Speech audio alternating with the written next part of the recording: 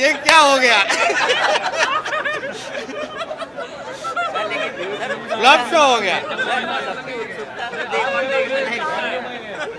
त्याचे शेवट तर कोणी ऐकलंच नसेल. गळाभेट झाली वाटतं असं वाटतं. सणाला असं वाटतं गळाभेटच झाली आता. माहे वेळचा नाही बाबा. करू काय?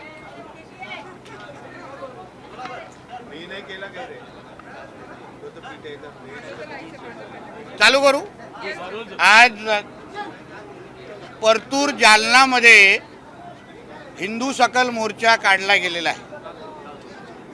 त्या मोर्चाची दखल आणि जे काही निवेदन आहे ते सरकारपर्यंत आलेलं आहे आणि सरकार म्हणून, महायुतीचं सरकार म्हणून, हिंदुत्वादी विचाराचं सरकार म्हणून आमच्या तिकडच्या हिंदू समाजाच्या मागणीची प्रत्येक मागणीची दखल निश्चित पद्धतीने घेतली जाईल हा विश्वास या निमित्ताने मी त्यांना देणार आहे.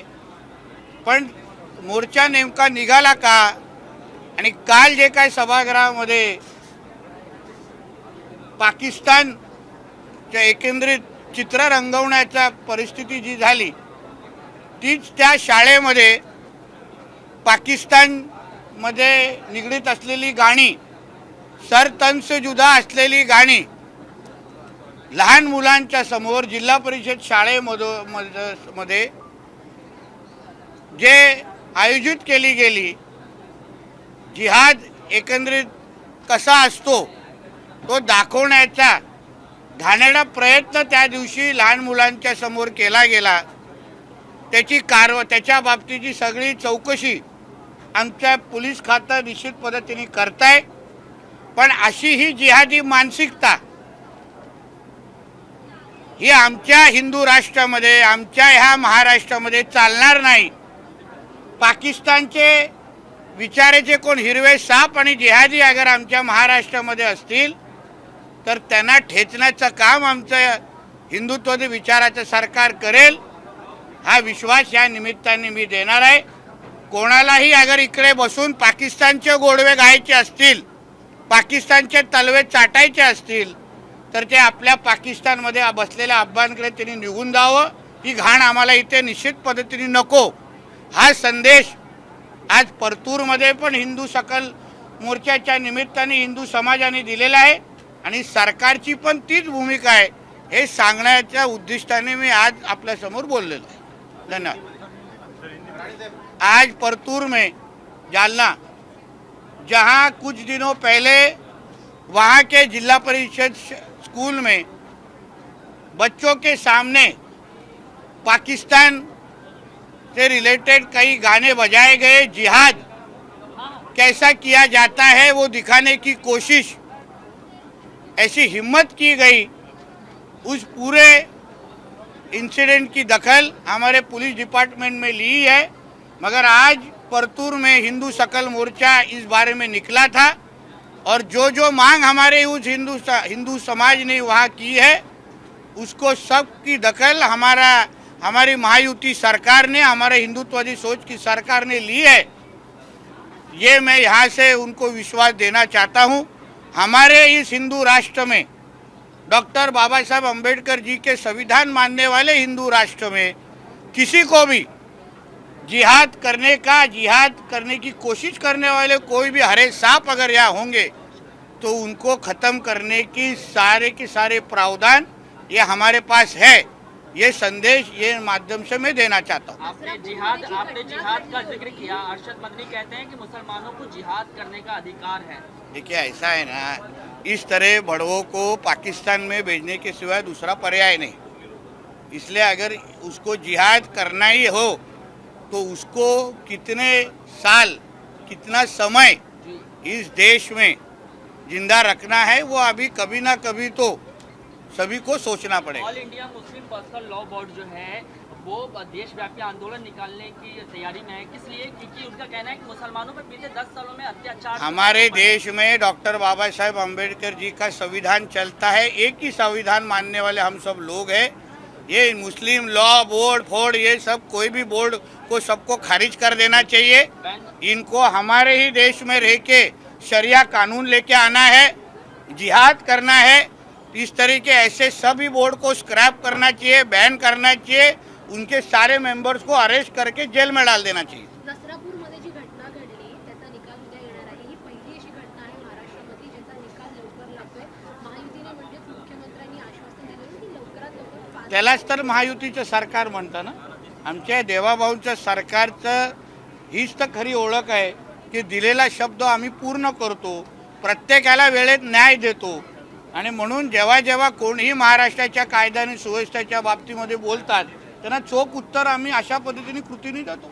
कायद्याचा प्रश्न निर्माण तुम्ही उल्लेख केलात, मात्र कशा कायदा सुव्यवस्थेचा काल बोरिवलीमध्ये एका ट्रेनमध्ये लोकांनी ती भिडली ट्रेन होती, एका तरुणाला अक्षरशः चाकूने पोटात घुसलं। नाही, पण कारवाई होणार ना, तुम्ही चिंता करू नका। आमचे पोलीस अलर्ट मोडवर आहेत। अशा पद्धतीने कोणीही नाटकं करत असतील तर त्याला कारवाई त्वरित होते, आता वेळ निघत नाही। असे समाजकंटक ताई असतात, मग त्यांना औषधं आमच्याकडे आहेत। काही लोकांना इंजेक्शन द्यायला लागतं, काही लोकांना गोळ्या द्यायला लागतात खाण्याच्या, आम्ही देतो।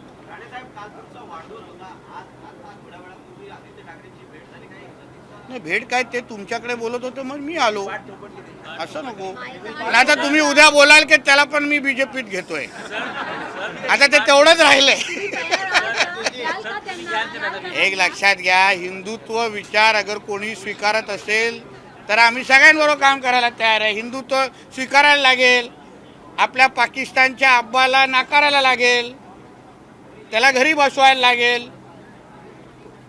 मस्जिदीवर थोडं प्रेम कमी केलं आणि मंदिरावरचं प्रेम वाढवलं तर त्याला आमच्याकडे स्वागत आहे, काही हरकत नाही। संजय राऊतांनी आज बंदूक दाखवली।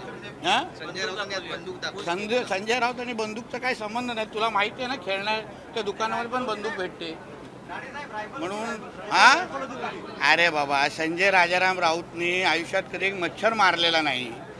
राणे साहेबांनी जेव्हा शिवसेना सोडली आणि सामनाच्या समोर साहेबांची जेव्हा सभा होणार होती, हा 3 तास बाथरूममध्ये स्वतःला लॉक करून बसलेला, 3 तास।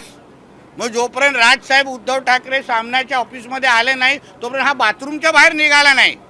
म्हणून हा डायपर घालणारा व्यक्ती काय गनबिन उचलण्याची भाषा करतो।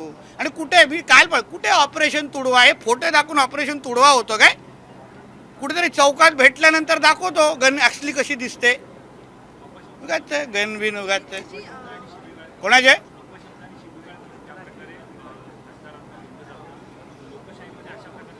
नाही चालत आहे ना, पण तुला खासदार असा तू अपशब्द करून ते खासदार 8-8, 10-10, 11-11 लाखामध्ये लोकांनी निवडून येतात। हे ह्याच्यासारख्या अर्ध्या मतामध्ये निवडून येत नाही, तो पण पुढच्या येणार नाहीये। म्हणून अशा पद्धतीची पोस्ट दाखवून संजय राऊतनी बंदूक दाखवली, अरे कसला काय तो भांडुपचा देवानंद आहे आमचा तो। काय काय यंदा डीजे मुक्त वारी करा असं मुख्यमंत्र्यांनी म्हटलेलं आहे, कसं पाहता? वारीला एक परंपरा आहे, हिंदुत्वाचे विचार आणि हिंदू राष्ट्रामध्ये वारीला एक वेगळं महत्त्व आहे। आणि म्हणून मुख्यमंत्री साहेबांनी केलेल्या आव्हानाला प्रत्येकाने स्वीकारून सकारात्मक दृष्टिकोनातून पाहावं। मुंबईचा विषय होता, आज मुंबईत पहिला पाऊस मग आतापर्यंत कुठला विषय होता? पण मुंबईचा पहिला पाऊस पडला आणि मुंबई तुंबली बघितलं आपण। अरे बाबा, हे लोकांनी माझ्या अगोदरच्या माणसांनी केलेली जी घाण आहे ना वर्षानुवर्ष, ती साफ करायला थोडी तरी वेळ द्या। तो गाळ साचलेला आहे, त्याला हळूहळू आता आमचे बीजेपीचे महापौर आमची सत्ता हळूहळू कमी करते, पण साठा झालेला आहे त्या गाळीचा। लगेच पहिला पाऊस आला तर जेव्हा पाऊस, अरे ते 25-30 वर्ष बसलेले ढोंगणावर त्याच्यावर बसून, तो थोडा वेळ लागणार ना कमी करायला, होणार ते कमी, निश्चिंत राहा तुम्ही। अशी काय काय काय माझा उपप्रश्न असा होता, ते असं म्हणाले की दिल्लीमध्ये नेहरू आठवतात, मुंबईत ठाकरे आठवतात, हीच एक भाजपची नीती। आता ते जुनं विषय होता, आता ठाकरे बिकरे आठवत नाही तो। संजय राऊतांच्या आता ठाकरे फक्त जामा मस्जिदमध्येच त्या लोकांना आठवतं, आम्हाला नाही आठवत। आम्हाला बाळासाहेब ठाकरे एकच आठवतं, बस शेवट। त्याच्यानंतर हे सगळे चायनीज मॉडेल। संजय राऊत दिल्लीत असं म्हणाले की आमच्या इथे असंच बोललं जातं, आमची ही बोलीभाषा आहे। हो, स्वतःची लायकी दाखवतो ना तो, म्हणून त्याला आम्ही नाक्यावरचा देवानंद म्हणतो ना, तसं तेवढंच आहे तो। त्याला तुम्ही विद्वान समजू नका आणि घाबरण्याचा बिलकुल विषय नाही। म्हणून मी कितींदा बोलतो, ऑपरेशन तुडव्याची वेळ आणि तारीख ठरव, बाकीचे कार्यक्रम आमचे महायुतीवरचे चांगल्या पद्धतीने करतील. चला येऊ. चले बोले अभी बचा था ये तो बोला हिंदी में ही बोला था. आदित्य ठाकरे आकर गए कह रहे हैं कि सभी टेंडर और भ्रष्टाचार है इसलिए मुंबई जो है बारिश के वजह देखिए ऐसा है ना, सालों साल 25-30 साल से ये नाग जैसे मुंबई पर बैठे थे. मगर नाग भगवान को हम लोग पूजा तो उनकी करते हैं, मगर इन्होंने जो मुंबई में किया हुआ जो भ्रष्टाचार है उसके वजह से हम लोग को वो साफ करने को वक्त लगेगा.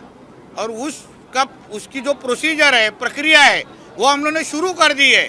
मैं आपको विश्वास देता हूँ कि हमारे इस 5 साल के बीएमसी के कार्यकाल में आपको मुंबई में ये जो फ्लडिंग का जो विषय है ये कोई भी आने वाले समय में दिखेगा नहीं, इतना विश्वास से कह सकूँगा. जो प्लानिंग हमारे देवेंद्र फडणवीस जी कर रहे वो भी मुंबई को अगले 25 साल तक एक डेवलप्ड इंटरनेशनल सिटी, जिसके बारे में अभी तक ये लोग सब हमारे पहले वाले सिर्फ डायलॉग मारा करते थे, हम उसको अस्तित्व में दिखाएंगे, आप लोग को रियलिटी करके दिखाएंगे. लॉ एंड ऑर्डर पर सवाल उठा रहे जिस तरह से कल ट्रेन में घटना सामने आई, एक हत्या हो गई, उसको लेकर लॉ एंड ऑर्डर में कौन सवाल उठा रहे ये? मगर उनके तो होम मिनिस्टर को जो जेल में भेजा गया था. इनको खुद के ऊपर एक दिशा सालियान का आरोप है, तो ये कैसे लॉ एंड ऑर्डर पे बोल सकते? कुछ तो उसके ऊपर मेरिट होना चाहिए ना. लेकिन मुख्यमंत्री सक्षम है, वो कह रहे कि मुख्यमंत्री खुद गृह मंत्री जिस तरह से ये वारदातें हो आज आपका कन्विक्शन रेट देखिए महाराष्ट्र में. आज मेरे पहले ही हमारे एक महिला पत्रकार जी ने एक अच्छा पूछा था कि क्राइम होने के बाद तुरंत कार्रवाई हो गई है. तो ये जो विश्वास आज जो बढ़ते जा रहा है ना महाराष्ट्र में, वो हमारे देवेंद्र फडणवीस जी के वजह से है. अच्छे को अच्छा बोलना बोलते ना, धर्म होता है, अच्छा होता है, वो इन लोगों को नहीं आता. सर अरे बाबा आरोप है, आरोप बाद में कुछ होना. हमारे धर्म स्थलों को बदनाम करने का ये जिहादी लोगों का 24 तास कार्यक्रम होता है. इसीलिए ये लोग मस्जिद में मिलते, इसीलिए ये लोग मदरसा में मिलते. दूसरा क्या काम है इनको? 24 घंटा हमारे धर्मस्थलों को, हमारे मंदिरों को, हमारे सनातन हिंदू धर्मों को बदनाम करना, यही ये जिहादियों का 24 घंटा काम है. उसमें से हमारे भी कोई उनके साथ है. इसलिए तो वीर सावरकर जी ने कहा था ना, हिंदुओं को मुसलमानों से तकलीफ नहीं है, हिंदुओं को हिंदुओं से तकलीफ है. ये उदाहरण है.